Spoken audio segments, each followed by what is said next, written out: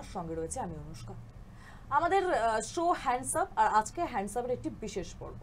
আমি আপনাদেরকে মনে করিয়ে দেবো যে আমরা এই হ্যান্ডস আপে বিভিন্ন ধরনের আইনি জটিলতা এবং আইনি বিভিন্ন সমস্যা নিয়ে ডিসকাস করে থাকি, এবং আজকে আমাদের যে আলোচনার বিষয় তা কিন্তু একেবারে আমি আপনাদেরকে ধরে ধরে বলবো, তা হলো যে যদি আপনি গ্রেফতার হন সেক্ষেত্রে আপনার কি কি অধিকার আছে, পুলিশ আপনাকে কিভাবে ধরতে পারে, এবং একজন মহিলা বা একজন সাধারণ নাগরিক তারা অপরাধী হলে তখনই বা নিয়ম কি বলে, এই সব কিছু, এই সমস্ত আইনের অজানা বিষয়গুলিকে চিনে নেব আমরা। আর সেই ক্ষেত্রে আমাদের সঙ্গে উপস্থিত হয়েছেন ক্রিমিনাল লয়ার সৌম্যদীপ দাস, এবং একেবারে স্বাগত দাদা, স্বাগত জানাবো আমরা আমাদের স্কাই নিউজের পক্ষ থেকে। প্রথমেই যে প্রশ্ন আমি দাদাকে করব তা হলো যে যদি কেউ এফআইআর করাতে চায় কিন্তু পুলিশ যদি তা না নেয়, তাহলে সেক্ষেত্রে কি করণীয়? দেখো, এফআইআর এর ক্ষেত্রে যদি কেউ এফআইআর করাতে যায় কোনো পুলিশ স্টেশনে, সেক্ষেত্রে যদি পুলিশ কোনো কারণে এফআইআর না নেয়, তাহলে সেই ব্যক্তির ক্ষেত্রে এখন বর্তমানে যে নতুন আইন, সেই আইন অনুযায়ী ইএফআইআর এর একটা প্রভিশন আমরা পেয়েছি।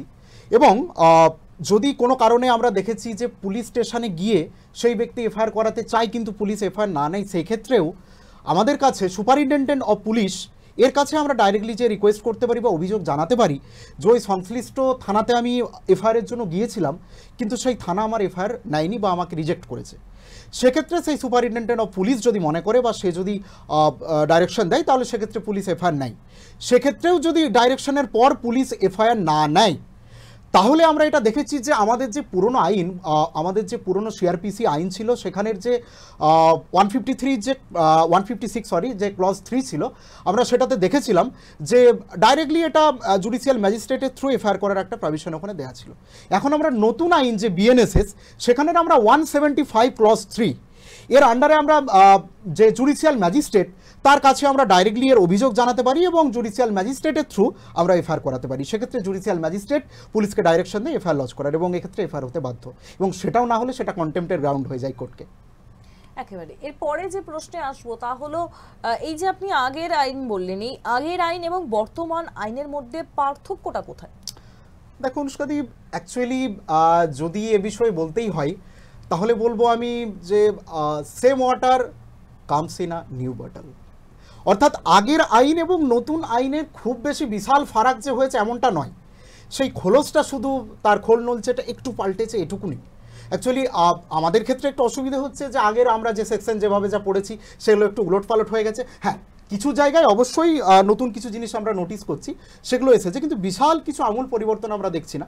যেমনটা আমরা দেখছি যে আগে offence against women and children, এটার জন্য সেপারেটেড কোনো চ্যাপ্টার ছিল না, আমরা যে আমার ওল্ড আইপিসি দেখেছি।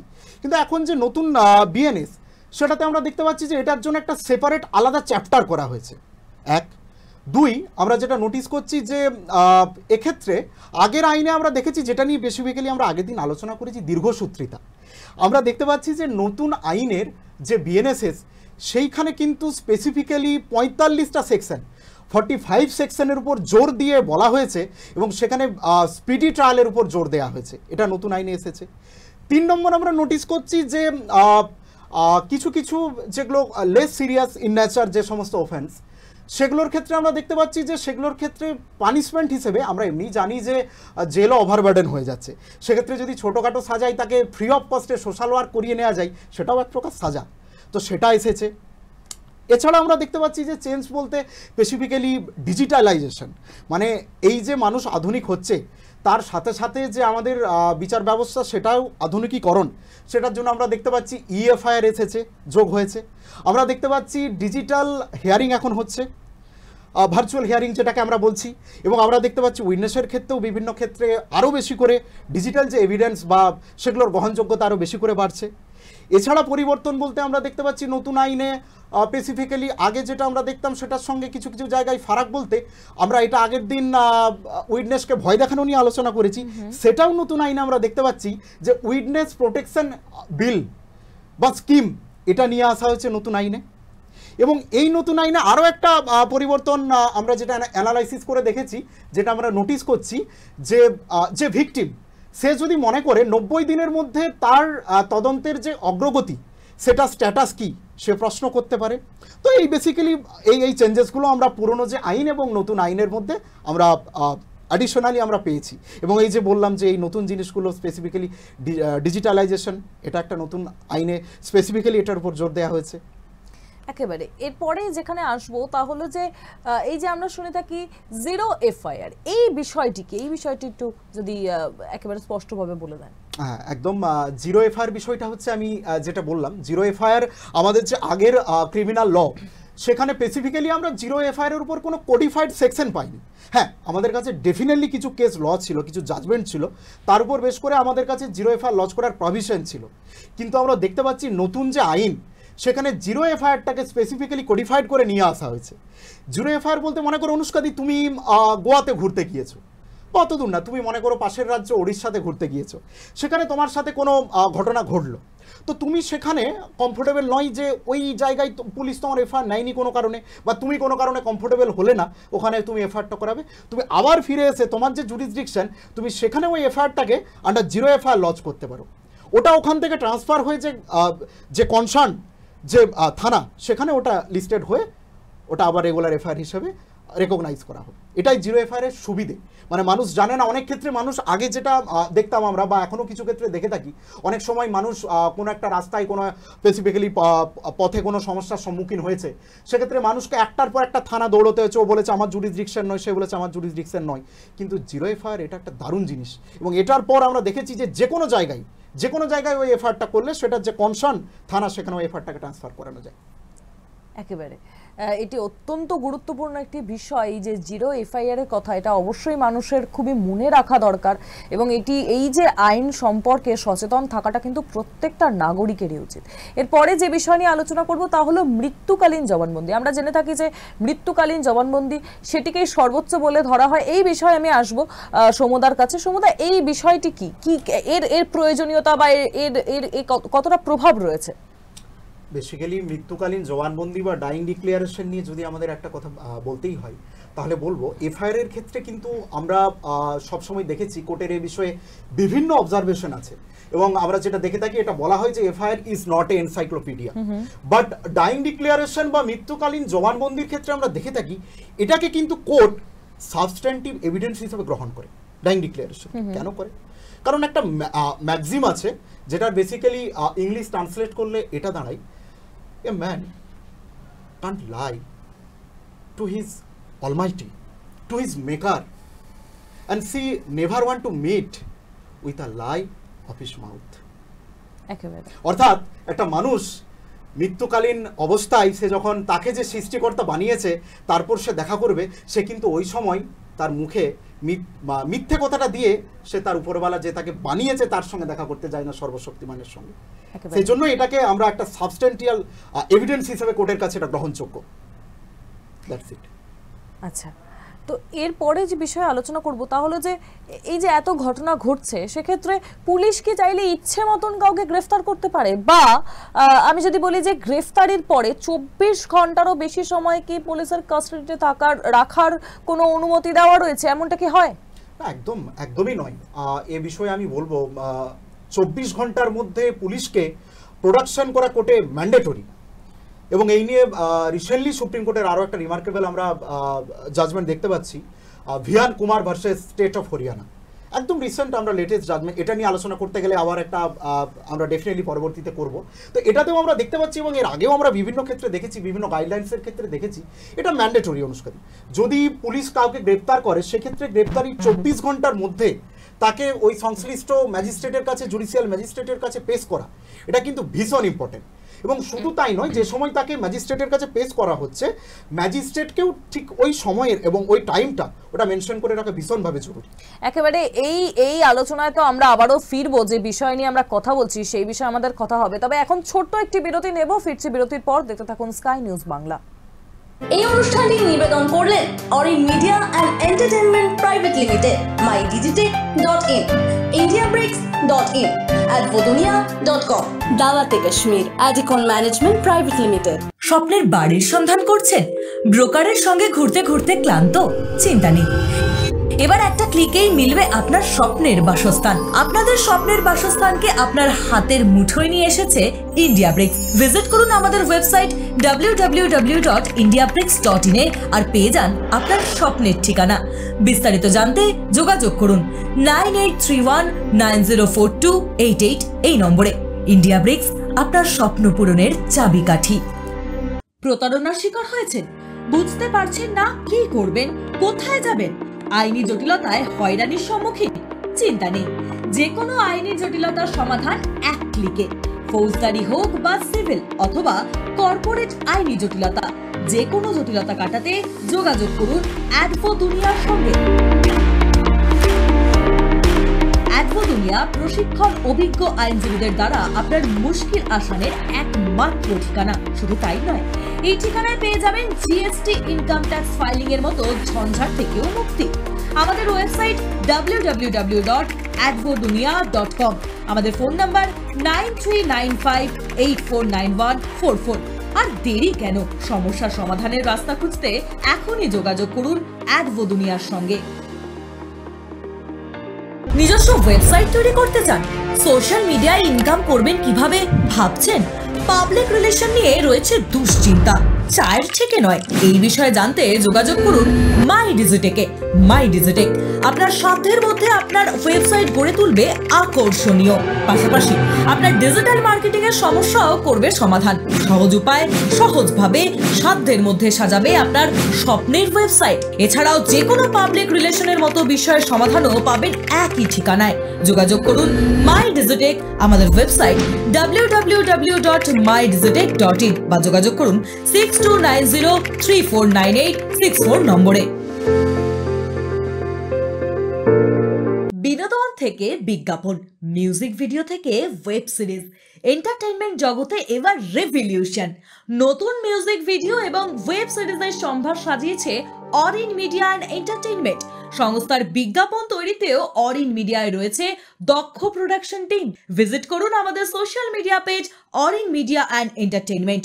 আধুনিক বিজ্ঞাপন তৈরি করাতে যোগাযোগ করতে পারেন আমাদের সঙ্গে। আমাদের মেইল আইডি orinmusicbanglaofficial@gmail.com বা যোগাযোগ করুন 9395849144 এই নম্বরে।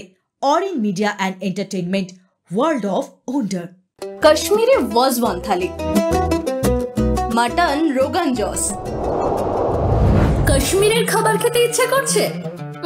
যেতে হবে না সুদূর কাশ্মীরে। চলে আসুন কলকাতার ছোট্ট কাশ্মীর।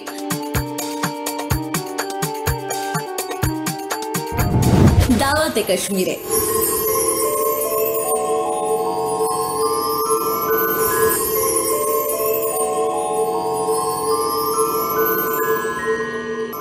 অ্যাডিকন ম্যানেজমেন্ট, শিক্ষা এবং প্রশিক্ষণের মাধ্যমে 100% প্লেসমেন্ট অ্যাসিস্ট্যান্সের সেরা ঠিকানা। আমরা নিশ্চিত করি আমাদের প্রতিটি উদ্যোগ আপনার সব প্রয়োজনীয়তা পূরণ করবে।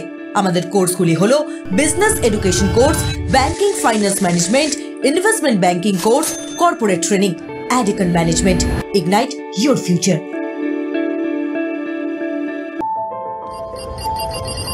কেরিয়ার নিয়ে দুশ্চিন্তায় ভাবছেন কোন সাবজেক্ট গড়বে আপনার ভবিষ্যৎ? কি নিয়ে পড়লে মিলবে ক্যারিয়ারে সাকসেস? কোন সেন্টার গড়ে দিতে পারে আপনার ভবিষ্যৎ? সাকসেসফুল ক্যারিয়ার গড়তে কিভাবে নেবেন প্রস্তুতি, কোথা থেকেই বা নেবেন?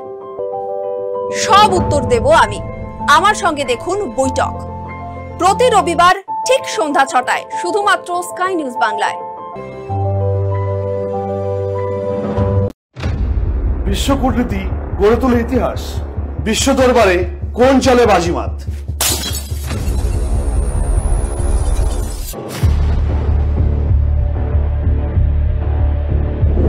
বিশ্বনীতির অন্তরালে লুকিয়ে কোন সমীকরণ?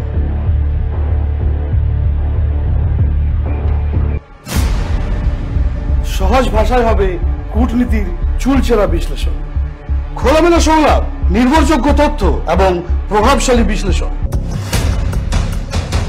এই হলো বৈঠকের আসর। দেশ থেকে বিশ্ব, রাজনীতি হোক বা কূটনৈতিক চাল, নেপথ্যের কারণ বিশ্লেষণ, বৈঠকে বিপ্লব,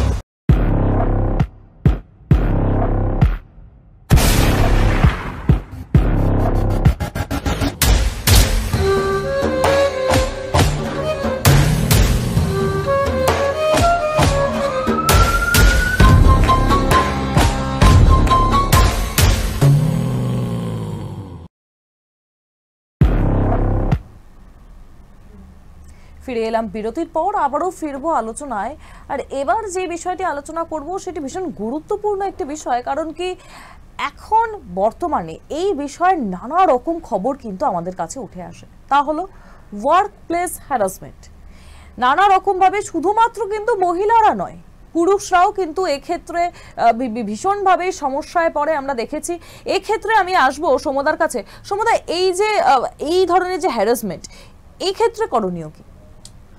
বেসিক্যালি অনুষ্কাদি, তুমি যেটা বলতে চাইছো যে সেক্সুয়াল হ্যারাসমেন্ট এট ওয়ার্ক প্লেস, এই বিষয়টাই তুমি জানতে চাইছো। তো তুমি নিজেও একজন ওম্যান, তুমি জানো যে বর্তমানে যে সমাজ, তাতে ছেলেরা এবং মেয়েরা একে অপরের সাথে কাঁধে কাঁধ মিলিয়ে টেক্কা দিয়ে বর্তমানে কাজ করছে, এবং এখানে জেন্ডার ইকুয়ালিটি আমরা দেখছি বর্তমান সমাজে। সেক্ষেত্রে sexual harassment at work place, এই নিয়ে আমরা যে আলোচনা করব, এটা কিন্তু ভীষণভাবে ইম্পর্টেন্ট, এবং প্রত্যেকটা মহিলার কাছে এটা ভীষণভাবে ইম্পর্টেন্ট। এই কারণেই আমরা দেখতে পাচ্ছি যে 2013 সালে এটা নিয়ে একটা আমরা আইন দেখতে পাচ্ছি, যেটাকে আমরা পস অ্যাক্ট বলছি। তো এর যে ভিত্তিপ্রস্তরটা, এটা কিন্তু স্থাপন হয়েছিল এর অনেক আগে। বেসিক্যালি এই যে আইন, এই আইনের প্রস্তরটা স্থাপন হয়েছিল তখন আমরা দেখেছিলাম যে সেক্ষেত্রেও একটা রিমার্কেবল জাজমেন্ট সুপ্রিম কোর্টের, ভিশাখা ভার্সেস স্টেট অফ রাজস্থান। এই জাজমেন্টে আমরা যেটা দেখতে পাই যে একজন মহিলা, যিনি বেসিক্যালি সমাজকর্মী ছিলেন, তো তিনি সামাজিক বিভিন্ন অগ্রগতির বিষয়ে কাজ করতেন, স্পেসিফিক্যালি চাইল্ড ম্যারেজ। ওই সময়ের ক্ষেত্রে ভীষণভাবে এটা একটা সমাজের ব্যাধি ছিল। তো উনি যেটা করতেন যে বিভিন্ন ক্ষেত্রে এগুলো আটকাতেন, সোশ্যাল ওয়ার্ক এইগুলো উনি করতেন। তো ওনাকে 5 জন হায়ার কাস্ট পুরুষের দ্বারা ব্রুটালি রেপ করা হলো।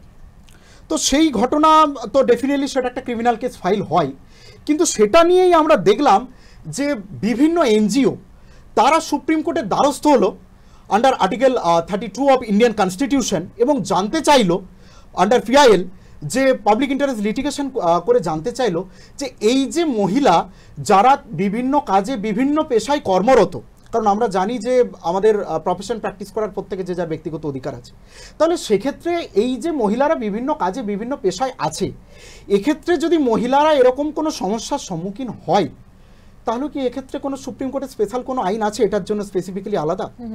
2 নম্বর জানতে চাইলো যে যদি না থাকে, তাহলে সেক্ষেত্রে এর শূন্যতা কিভাবে পূরণ করা সম্ভব। 3 নম্বর প্রশ্ন কোর্টের কাছে রাখা হলো যে এই যে মহিলা যারা বাইরে কাজ করে এবং তারা যদি এক্ষেত্রে কোনো সমস্যার সম্মুখীন হয়, তাহলে সেক্ষেত্রে স্টেটের ভূমিকা কি হবে। তো এটা নিয়ে আমরা দেখতে পেলাম অনুষ্কাদি, এই যে বিষয়টা তুমি তুললে, এটা সত্যি ভীষণ ভাইটাল আজকের দিনে দাঁড়িয়ে, এবং এটা নিয়ে সুপ্রিম কোর্টের যে অবজারভেশন সেটা আমরা দেখতে পেলাম। এরপর এটা মানে অনেকেরই আমরা দেখেছি যে আমাদের কোর্ট প্র্যাকটিস এটা বারে বারে উঠে আসে, এই কারণেই কারণ সুপ্রিম কোর্ট অবজার্ভ করে বললো, এটার পর এটার উত্তরে যেটা বললো, ফাইন্ডিংসে দিল যে না, এটার জন্য আমাদের আলাদা কোনো স্পেসিফিক আইন নেই। 2 নম্বরে বললো যে না, এটার জন্য আমরা আইন অবশ্যই আমরা সুপ্রিম কোর্ট এটাতে তৈরি করতে পারে, সে ক্ষমতা সুপ্রিম কোর্টের আছে আন্ডার ইন্ডিয়ান কনস্টিটিউশন, কিন্তু সেক্ষেত্রে যদি পরবর্তীতে এটার জন্য কোনো আইন তৈরি হয় পার্লামেন্ট থেকে, তাহলে ততদিন পর্যন্ত সুপ্রিম কোর্টের তৈরি করা যে স্ট্যাটিউট সেটা বহাল থাকবে। তো যেটা দেখলাম এই জাজমেন্টের পর, আমাদের কাছে সেক্সুয়াল হ্যারাসমেন্ট এর ডেফিনেশনটা আরও বেটারভাবে ক্লিয়ার হলো। সেক্সুয়াল হ্যারাসমেন্ট কী, কোনো গেস্টার, কোনো অঙ্গভঙ্গি বা বিভিন্ন জিনিসকে আন্ডারে নিয়ে এসে স্পেসিফিক ডেফিনেশনে বেঁধে দেওয়া হলো যে সেক্সুয়াল হ্যারাসমেন্ট বিষয়টা ঠিক কী মহিলাদের জন্য। 2 নম্বর আমরা দেখলাম যে তাদেরকে অ্যালার্ট করা হলো, সচেতন করা হলো যে এক্ষেত্রে যদি এরকম কোনো ঘটনা ঘটে, তাহলে তাদেরকে প্রোঅ্যাক্টিভ স্টেপ তাদের কি নিতে হবে। 3 নম্বর আমরা দেখলাম যে প্রত্যেকটা ওয়ার্ক প্লেসের ক্ষেত্রে একটা করে ডিসিপ্লিনারি কমিটি গঠন করা হলো। কেন গঠন করা হলো এটা বেসিক্যালি এই উদ্দেশ্যেই গঠন করা হলো যে ওখানে যদি এরকম কোনো ঘটনা ঘটে, তাহলে সেটা ওরা অবজার্ভ করবে বা লিড করবে। সেকেন্ডলি এর যে হেড করা হলো বা এটা লিড করবে, সেটারও কিন্তু প্রধান অবশ্যই মহিলা হতে হবে। 3 নম্বর বলা হলো যে এই ডিসিপ্লিনারি কমিটি যেটা থাকবে এর 50% পপুলেশন কিন্তু অবশ্যই উমেন থাকতে হবে, কারণ বিষয়টা তো মেয়েদের নিয়ে। 4th বলা হলো যাতে এখানে একটা কোনো পার্সিয়ালিটি না হয়, সেটার জন্য বাইরের কোনো এনজিও বা কোনো ইয়েকে এর একটা মেম্বার হিসেবে থাকতে হবে, এটা একটা দেখলাম আমরা।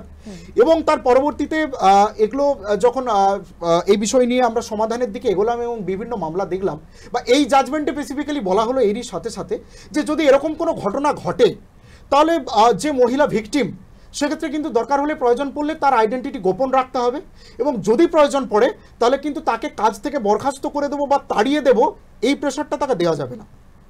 বরঞ্চ যে এটা করেছে তাকে যদি প্রয়োজন পড়ে এবং তার অভিযোগ প্রমাণিত হয় তাহলে সেক্ষেত্রে তাকে বরখাস্ত করার একটা জায়গা তৈরি হলো। তুমি বলতে পারো যে এটা একটা শিল্ড মহিলাদের জন্য যারা বর্তমানে কর্মরত। একেবারে আমি এই ক্ষেত্রে সংক্ষেপে একটু জানতে চাইবো যে আমরা যেটাকে বলছি সেক্সুয়াল হ্যারাসমেন্ট, আমি বলছি যে অনেক সময় তো আমরা দেখে থাকি যে চাকরির ক্ষেত্রে পুরুষ হোক বা মহিলা তারা ভার্বালিও অ্যাকিউজড হয়ে থাকে, সেক্ষেত্রে আইনের ক্ষেত্রে কি করণীয়, সেটা কিসের ক্ষেত্রে করছে? একদমই যেটা আমি একটু আগে সেক্সুয়াল হ্যারাসমেন্টের কথা বললাম, সেখানে আমি জেস্টারের কথা যেমন বললাম, আমি অ্যাক্টিভিটির কথা যেমন বললাম, ঠিক সেখানে ওই ডেফিনেশনেই আমরা দেখতে পাচ্ছি যে এখানে এটা উল্লেখ করা আছে যে যদি এরকম কোনো কথাবার্তা কোনো মহিলাকে শেয়ার করা হয় বা এই রিলেটেড কোনো ইন্ডিকেশন যদি তার কাছে দেওয়া হয়, that is also concern sexual harassment. এটা আমরা দেখতে পাচ্ছি ওই ডেফিনেশন থেকেই। তো এই ডেফিনেশনের পরে এগুলো টোটালি আমাদের কাছে ক্লিয়ার হয়ে গেল এবং এটা এই অ্যাক্টের আন্ডারে এই টোটালটা কভার হলো। একেবারে এরপরে আমরা খুব দ্রুত মানে বেসিক্যালি এটা এন্ড করতে হলে আমাকে এটা বলতেই হয় ওই যে এই জাজমেন্ট, সেই জাজমেন্টেরই নির্যাস আজকে আমাদের সামনে এই যে 2013 যে আইন আমি বললাম, এটা ওই যে জাজমেন্ট তার নির্যাস। একেবারে খুব দ্রুততার সঙ্গে আমি একটুখানি জানবো যে একদম সাধারণ মানুষের ক্ষেত্রে আপনি এই যে সমস্ত ক্ষেত্রে এই যে আইনে মানে একটা মানুষকে একটা সাধারণ নাগরিক হিসেবে কতটা সচেতন হতে হবে সেই বিষয়ে আপনি কি বলবেন, একটু জানতে চাইবো। অবশ্যই মানুষকে সচেতন হতে হবে এবং স্পেসিফিক্যালি আজকে আমাদের যে টপিক সে টপিকটা সচেতন করার উদ্দেশ্যেই মানুষকে তৈরি করা আছে এবং সচেতনতার জন্যই আমরা এই টপিক অবশ্যই চুজ করেছি। এবং এক্ষেত্রে মূলত যেহেতু আমাদের আলোচনার বিষয় ছিল আজকে গ্রেফতারি, তো গ্রেফতারির ক্ষেত্রে আমাদেরকে যেটা মনে রাখতে হবে যে এক্ষেত্রেও কিন্তু সুপ্রিম কোর্টের একটা রিমার্কেবল জাজমেন্ট আমরা প্রত্যেকেই জানি এবং আমরা যারা মোটামুটি আইনি পেশাকে চর্চার মধ্যে রাখি আমরা আমাদের প্রত্যেকেরই এটা সম্বন্ধে আমরা অবগত। সে জাজমেন্ট হচ্ছে D K Basu versus state of West Bengal. তো অনুষ্কাদি আমরা লক্ষ্য করি যে লেট 90s এক্ষেত্রে আমরা দেখি যে ডিকে বাসু উনি ছিলেন চেয়ারম্যান, আমাদের ওয়েস্ট বেঙ্গলের যে লিগ্যাল এড উনি তার ছিলেন চেয়ারম্যান। তো উনি লক্ষ্য করলেন যে বিভিন্ন জায়গাতে কাস্টোরিয়াল টর্চার, কাস্টোরিয়াল ডেথ এগুলো দিনের পর দিন বাড়ছে। তো উনি বেসিক্যালি সুপ্রিম কোর্টকে একটা চিঠি করলেন, উনি সুপ্রিম কোর্টকে জানতে চাইলেন যে এটা এই যে দিনের পর দিন এত কাস্টোরিয়াল ডেথ এগুলো বেড়ে যাচ্ছে, এ বিষয়ে আপনাদের মতামত কি বা আপনাদের স্টেপ কি। তো সেটার জন্যই সুপ্রিম কোর্টের কাছে উনি চিঠি পাঠালেন, আমরা দেখলাম 1986। শুধু তাই নয়, এই চিঠির সঙ্গে উনি মেনশন করলেন যে আমার যে এই চিঠি এটাকে as a public interest litigation বা পিআইএল হিসেবে এটাকে অ্যাকসেপ্ট করাবো। এবং তৎকালীন যিনি চিফ জাস্টিস ছিলেন আমরা দেখেছি PN ভগবতী, ওনাকে আবার আমরা পাবলিক ইন্টারেস্ট লিটিগেশনের ফাদার বলে থাকি। তো আমরা দেখেছি যে উনি এটা অ্যাকসেপ্ট করলেন এবং as a public interest litigation এটা উনি অ্যাকসেপ্ট করার পর আমরা দেখেছি যে 1996 এর জাজমেন্ট সাধারণ মানুষের কাছে আসলো। তো এই যে স্ট্যাটিউটটা ডিকে বাসু এটাতে কি বলা হলো, মূলত এই পয়েন্টটা আমি দর্শক বন্ধুদের জন্য বলবো যে আজকের আলোচনার সব থেকে রিমার্কেবল এবং ভাইটাল পয়েন্ট এই যে জাজমেন্ট নিয়ে আমরা কথা বলতে চলেছি পরবর্তীতে, এই জাজমেন্টটা রিমার্কেবল জাজমেন্ট, এটা একটা মাইলস্টোন বলা যায়। এই জাজমেন্টের টোটাল 11টা পয়েন্ট আছে। আমাদের দর্শকরা যদি এই 11টা পয়েন্ট তাদের জীবনে মনে রাখে, আমি মনে করি তাদের জীবনের কোনো না কোনো পর্যায়ে গিয়ে এটা নিশ্চয়ই কাজে লাগতে পারে। পয়েন্ট নাম্বার 1-এ কি বলা হলো? পয়েন্ট নাম্বার 1-এ বলা হলো যে পুলিশ অফিসার স্পেসিফিক্যালি অ্যারেস্ট কি করে হবে সেটা নিয়ে সুপ্রিম কোর্ট গাইডলাইন্স বেঁধে দিল। তো এক্ষেত্রে কি বলা হলো যে অ্যারেস্ট করতে আসলে যে পুলিশ অফিসার থাকবে তার পরনে প্রপার ইউনিফর্ম থাকতে হবে with his name and designation, ওই ড্রেসের তার থাকতে হবে। 2 নম্বর পয়েন্টে বলা হলো যে arrest memo at the time of arrest ওই মুহূর্তে ওই স্পটেই তাকে তৈরি করতে হবে।